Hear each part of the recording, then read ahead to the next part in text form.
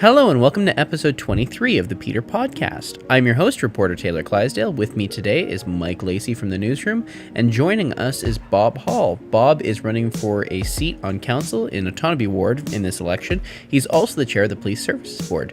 Today we're going to be talking about the deal to sell Peterborough Distribution Inc. I will tell you this, the provincial Liberals, when they were in government, took it off the table because it was going to be politically toxic.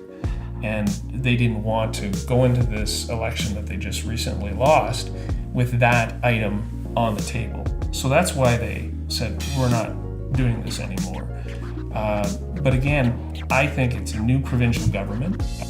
And we're also going to be talking about his role in the Police Services Board and other local topics. So, hope you enjoy the show. Well, listen, I'm Bob Hall. I'm a candidate for Autonomy Ward. I've been, involved in the community heavily over the last 25 years. I spent 17 years on City Council. I was the chair of planning, the chair of Committee of the Whole, chair of the Peterborough Public Library for numerous years, heavily involved with the Conservation Authority, the Canadian Canoe Museum. So I've been pretty active in the community. I also volunteer quite regularly through my service club, Kinsman. That's a sort of a weekly commitment that lasts throughout the year. So, I think I'm someone who has a lot of experience. As you've mentioned, the current chair of the Peterborough Police Service Board for the last 3 years. And it's been a great experience, and hope to get elected in an Autonomy Ward. Yeah, so maybe you can kind of explain, you were a councillor for 17 years, and then, for the past 4 years you haven't been. Why did you decide to, not run for council and then rerun for council this year? Well, listen, I took a break. Primarily, I was running for the federal Liberal nomination. It's quite a process and quite a commitment, so I didn't think I could do both adequately. So that's what I did. Wasn't successful. Again, I was the community representative placed on the Police Service Board by the municipality, by the city. So I've been serving in that capacity for the last 3 years, and as well over the last numerous years I've been actively engaged in volunteering. So why Autonomy Ward? Because you were councillor for Northcrest for sure. Fair question. Listen, for me, for the last 10 years, I've worked in the South End. Mm-hmm. I know many of the challenges, many of the dynamics of the South End. For myself, I thought, Dan McWilliams, I think I was expecting his retirement from council, and I just thought it would be a good fit for me. So I'm very excited. Mm-hmm. Listen, 10 years, I come in contact through teaching. I've probably been involved with about 1,000 different families in the South End. So, I have a good feel for what's important down here. Yeah. Yeah, and I don't know, how many other candidates right now are former, other than the incumbents, who have had experience on council? Because I can't think of any off the top of my head. No.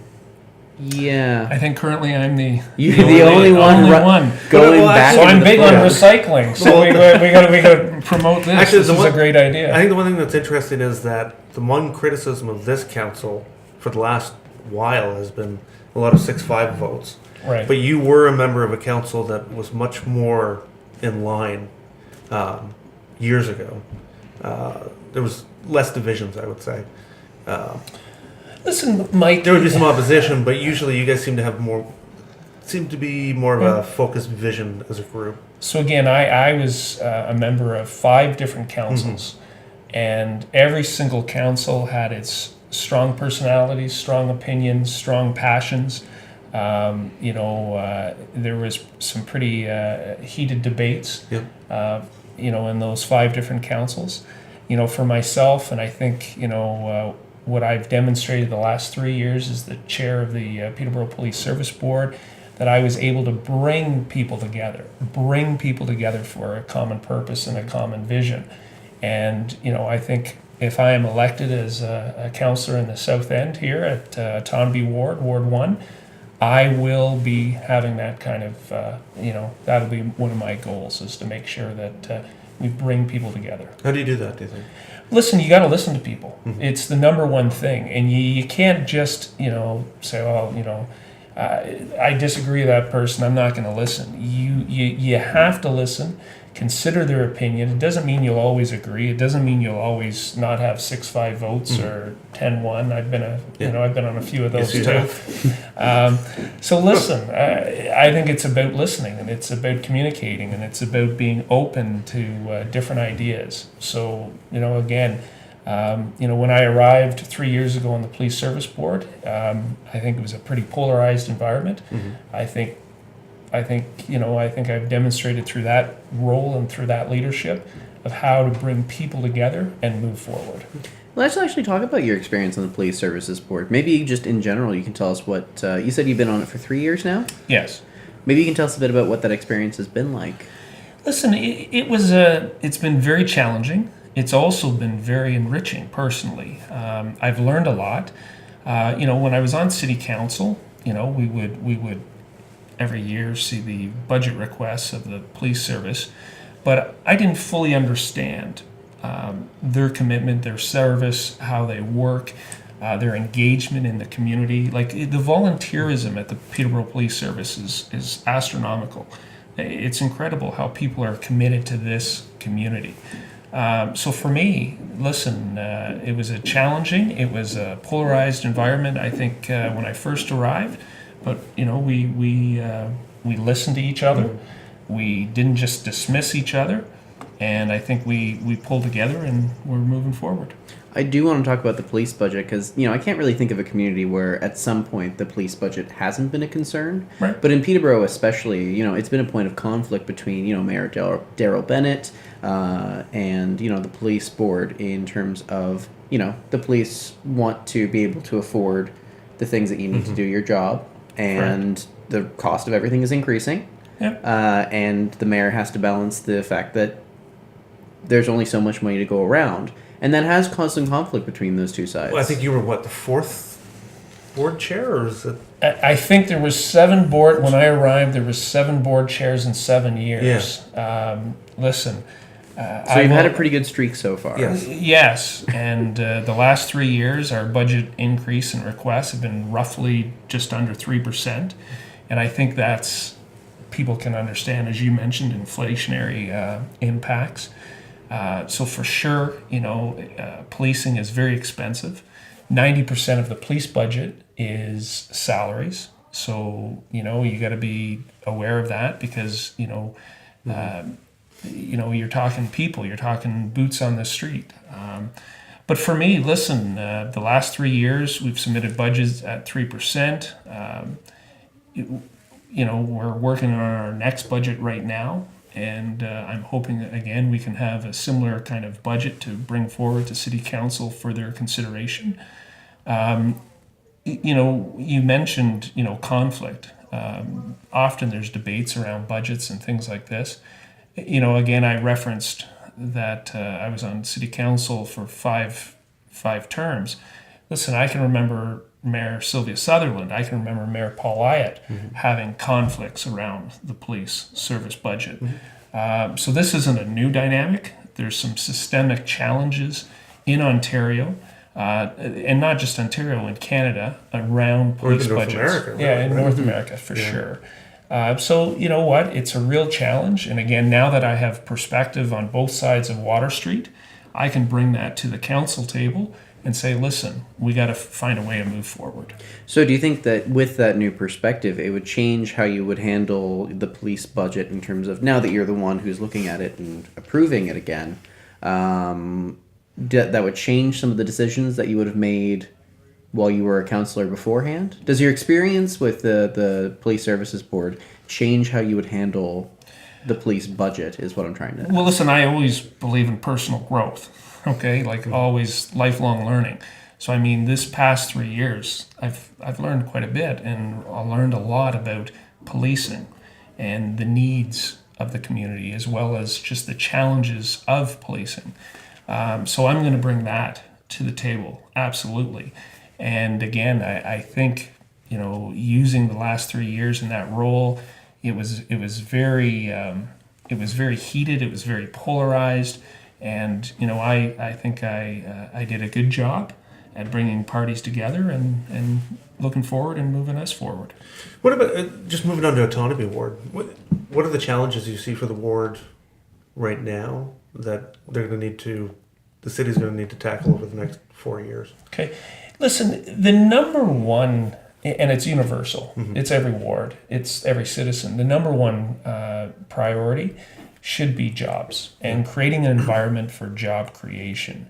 It's not like the municipality can go out and hire another 2,000 people or anything like this, but you have to create the environment for jobs, job growth.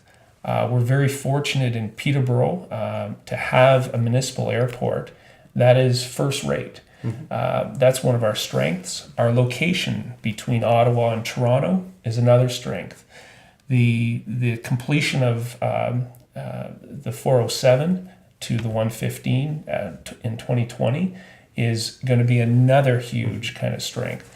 So listen, I think the number one priority, and I know it's a universal one, it's not just autonomy, but I think it's creating an environment as well as marketing, as well as expansion of industrial parks, making sure that we have the tools in place to be ready to bring in some new Do you think jobs. the community is ready? Because I think the 407 extension is going to change Peterborough in a lot of ways. Do you think? Absolutely. Do you think people realize that?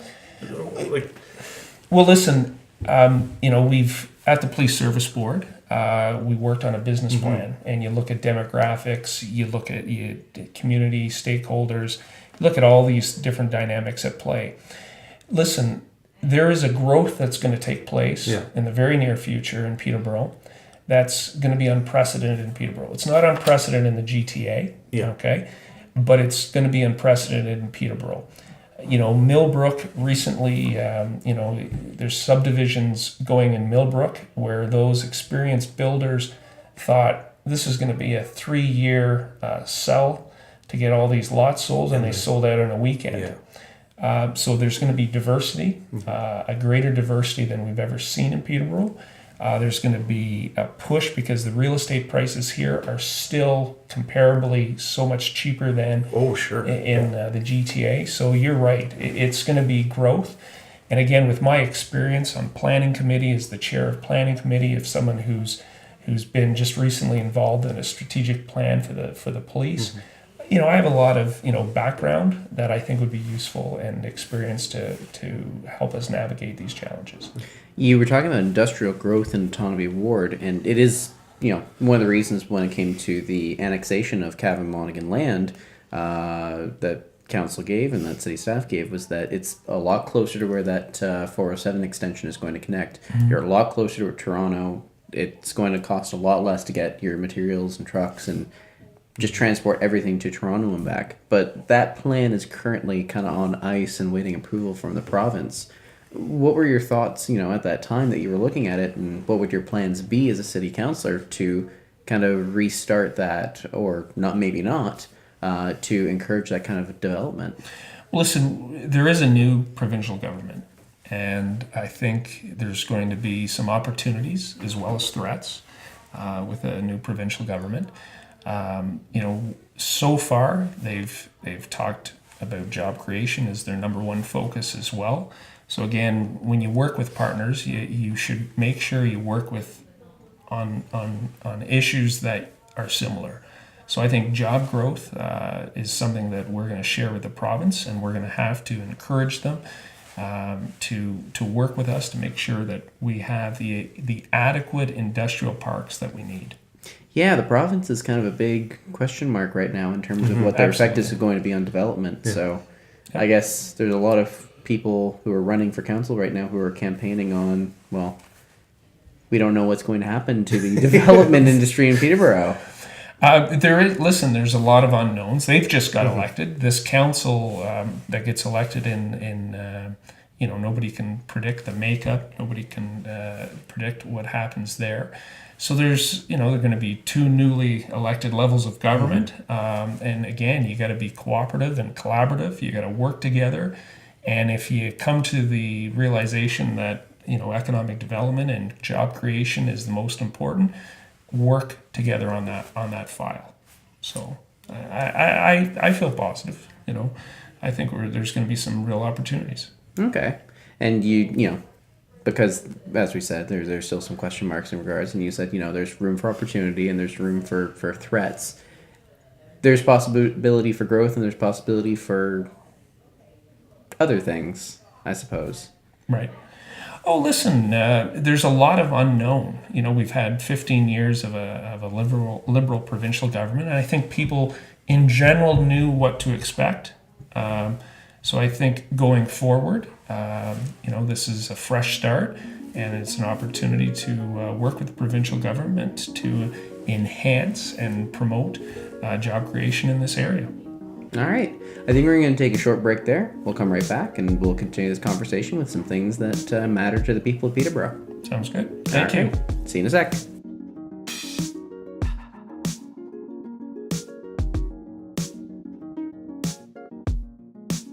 Yeah, let's get back into it. We're back here with the Peter Podcast, and we are talking about a few issues that people in Peterborough care about.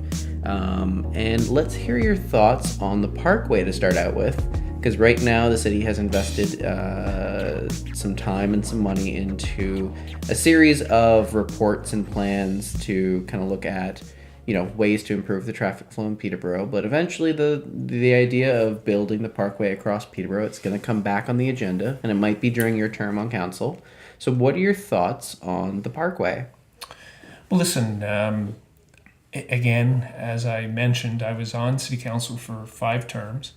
I saw many reports, many consultants, and when they analyzed everything, we had a cost-benefit analysis done as well. The Parkway was always brought up as the best option. What we all have to come to recognize is we have to somehow have a traffic system that goes from the southwest to the northeast, that moves traffic in the interior of the city. So if it's not the Parkway, it's got to be something else. And listen, I'm open if there's something better out there.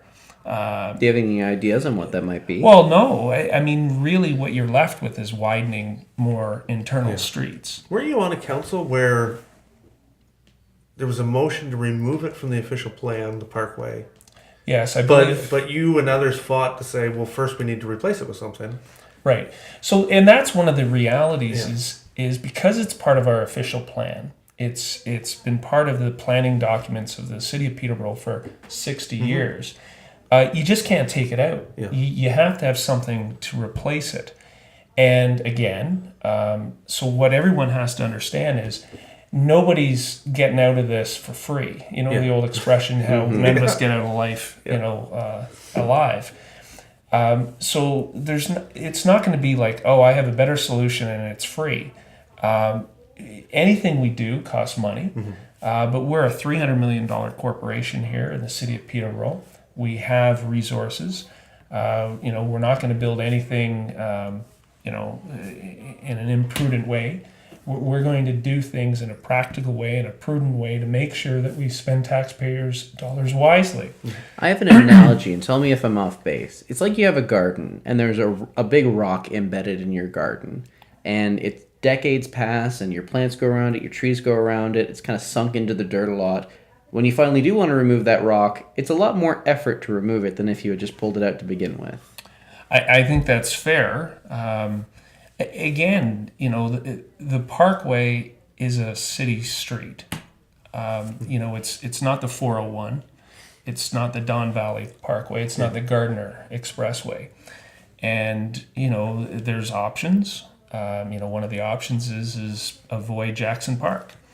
If that's what people want to do, there's still a cost into avoiding that option. But again, financially. And so you really just have to say, listen, there's a problem. The city's going to start growing rapidly, and I'm talking double-digit growth. Historically, in the last 100 years, Peterborough's grown at 1% a year. Well, in the GTA, they grow at double digits. Yeah. That's what's coming. And we have to be prepared. You think of that subdivision that's ready to go from along Lily Lake Road. When that is built and there's no sort of southwest to northeast interior kind of way to move traffic, you've got a real problem. Yeah. So you got to be proactive. So again, I'm open to other ideas, open to other suggestions. Nothing's going to be free. Everything's going to have a cost. And we just have to be, prudent and move forward. Well, it really requires study, though, too, right? I mean, it's one thing to say, well, we could do a ring road. Oh, but you really need some sort of study to say that this is how it's going to actually solve the problems Peterborough's facing. And listen, a ring road, there's nothing wrong with that idea, but it doesn't help with the interior traffic of moving northeast to southwest. I'm just using that's one example. But it is something that people reference. Yeah. And, it's reasonable. It's good to plan for it. It's good to make sure that you have the road allowances for it, things like that. But you're right. You're going to have environmental studies, engineering studies, hydrological studies. Well, I mean, even if you decide to build just parts of the parkway, the Ministry of the Environment has pretty much said you can't just build part of it. If you want to invest in building any part of that corridor, then you're going to have to deal with the full environmental assessment, and that's going to cost millions of dollars. Yeah, so listen, it's whatever we do is expensive, but we need to do something. You need to do it fairly quickly. Yeah, listen, 2020 is coming. Yeah. And when the 407 hits the 115, imagine going from 1% annual growth to 10% annual growth. This community is going to change, and we just got to be proactive and have something in place.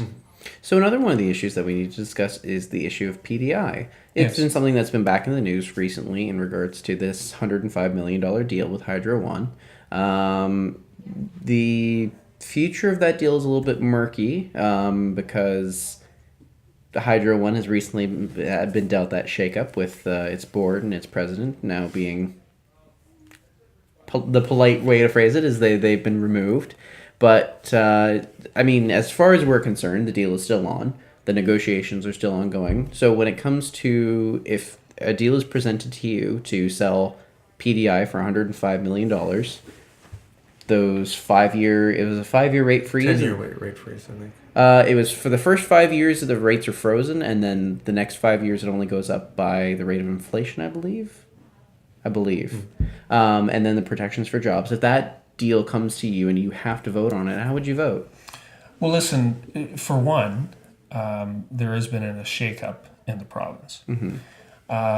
Listen, I understood the city did many studies and had consultants, and they did their own, reviews, their cost-benefit analysis, and the majority of council had decided to sell PDI. Listen, I think we're in a spot now where everybody should take a breath and everybody should say, okay, there's a new council coming, there's a new provincial government. Why don't we revisit this issue in about 8 months and see where we're at? So, my suggestion right now is put off selling PDI until the next term of council. But then, I think that's probably the most prudent way to go forward. Am I for or against selling of one of our assets? Well, if I'm selling an asset, I want to make sure that we're getting value for it. Right now, I'll be honest with you, I've read the stories in the newspaper. I haven't read, 1,000 pages of detailed reports or anything like this. But I think right now the best sort of approach would be to hold off. Listen, do you think there's enough value in the deal right now? Well, listen, again, I wasn't there this term when they've had these reviews and reports and studies. I will tell you this, the provincial Liberals, when they were in government, took it off the table because it was going to be politically toxic. And they didn't want to go into this election that they just recently lost with that item on the table. So that's why they said, we're not doing this anymore. But again, I think it's a new provincial government. They're obviously taking a hard look at everything. So you think they took it off the table to help Jeff? Oh, absolutely. Much, not just Jeff. I mean, throughout the province. They took the whole. But I mean, locally, that would be a very good example. Yeah. Because it was going to be a very controversial issue. It was going to polarize people, and they didn't want to have that at election time. But listen, I say hold off right now. But I'm not there. Okay, like it's. Well, I think that's the other question, right? It would require a vote from council to hold off because they voted to go ahead with the sale under certain conditions, right? But my advice right now would be that. But I mean, again, I'm not there, but I would be someone who would be very, careful in selling a major asset. Our distribution system, it's a major asset. There's always been a community benefit. We just got to make sure if we're selling any assets, whether it's a piece of property or whatever, that we get fair market value, and does it make strategic sense? So if it does make sense, you're open to being able to sell that asset? If it makes sense and it makes business sense and it's good for the taxpayers in the city of Peterborough, of course. Have you ever seen, because I don't think I've ever seen an issue that had so many people against it. Like it runs, like 90% plus of people you would talk to are opposed to the sale of PDI. Right. Well, listen, and I think it becomes very, it's it's a reflex. People just think, oh my goodness, what's going to happen? Yeah. And again, I haven't been there for the past 4 years. If I am presented a deal that doesn't make sense, the word is no.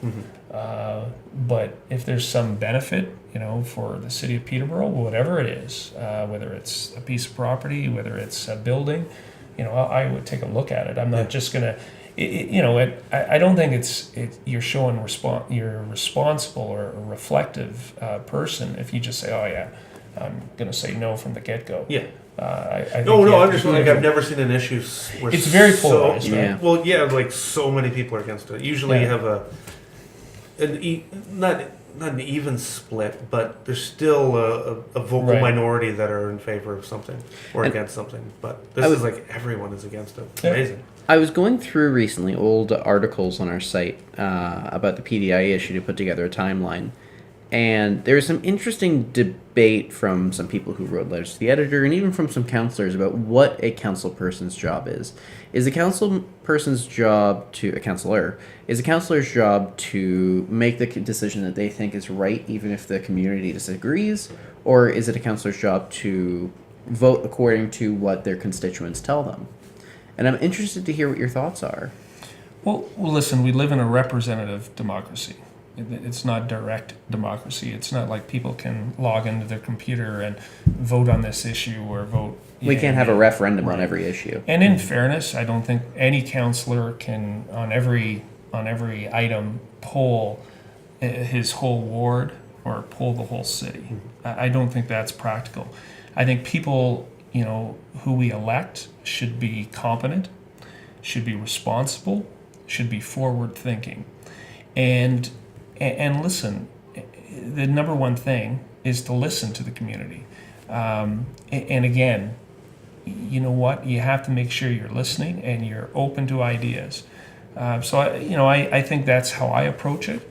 It's hard, I don't think we're going to have direct democracy for a while. It might come. But I think at the most part, people have to elect people who will represent them and be as careful with their decision making as possible. Well, in part two, as a councillor, you're representing not just people today, but people in the future. Absolutely. And kind of people from the past, right? You have to... Well, listen, we got to make sure we have value for the taxpayer, okay? We also have to make sure that we leave the community in a better position than we received it.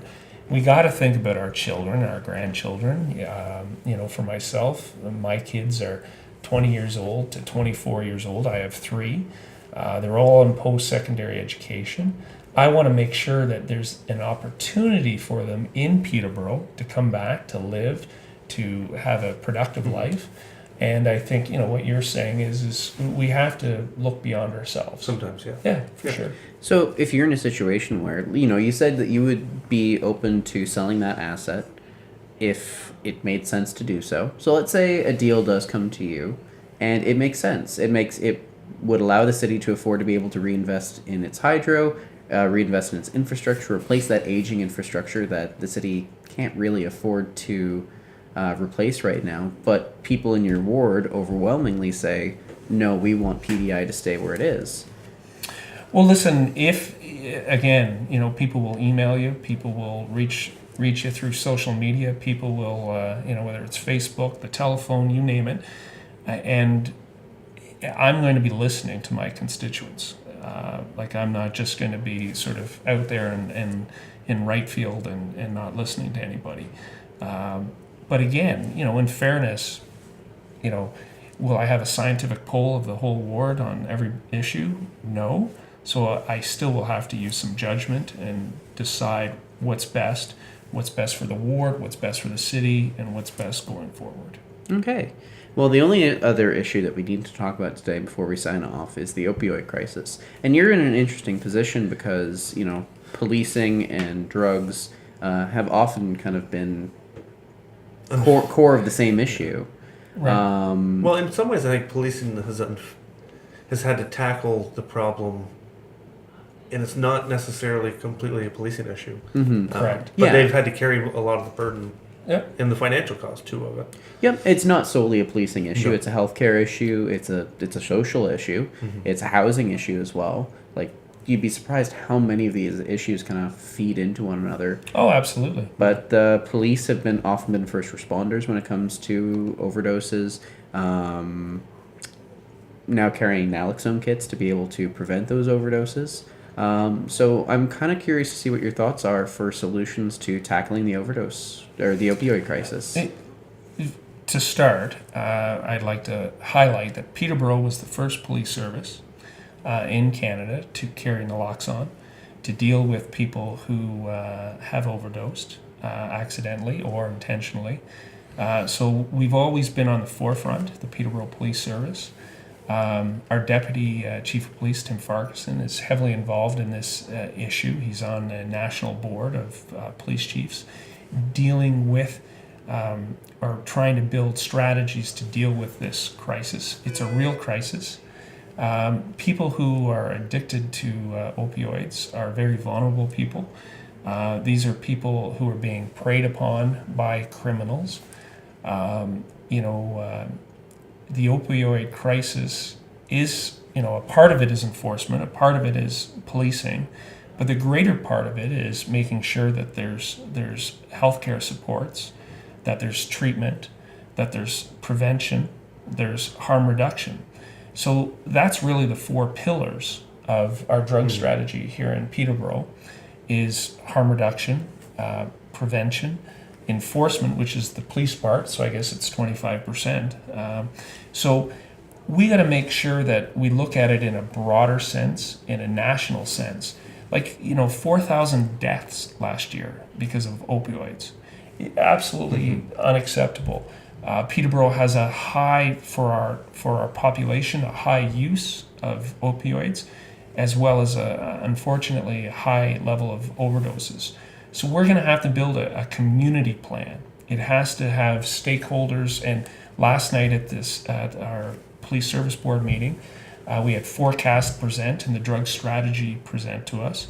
So as a board, we're reaching out, listening to our community partners, because this is a crisis. It's continuing to move from west to east. It's very serious. There's no end in sight. These, the fentanyl and the carfentanil, people are buying it on the internet. Things are getting delivered to people's houses in small envelopes, and, it's deadly stuff. And it's not just, it is homeless people. It's people with mental illness. It's people with addictions that are being victims of this.